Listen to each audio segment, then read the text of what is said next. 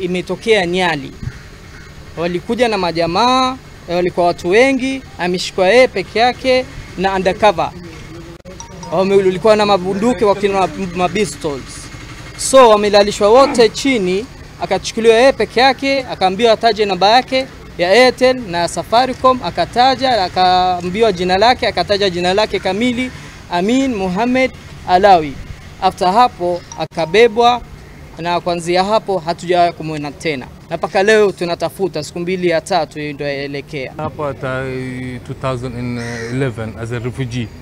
Sasa yeye ni refugee, sisi sote familia ni refugee. Akafika mwaka 20 hapa akaanza kufanya kazi ya tuktuk. Tangu hiyo mwaka yote anafanya kazi ya tuktuk, anaenda nyumbani. He doesn't have no active cases. He's just a regular kid.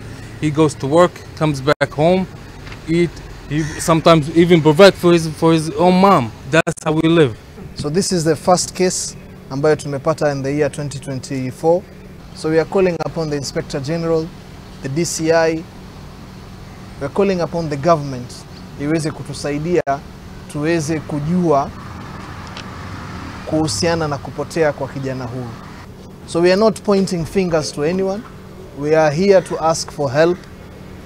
Tumekuja hapa kuomba usaidizi kwa serikali yetu iweze kujua, kuchunguza na kujua pale Amin yuko. Asking the Kenyan government to assist us to find our son Amin Mohamed Alawy soon as possible.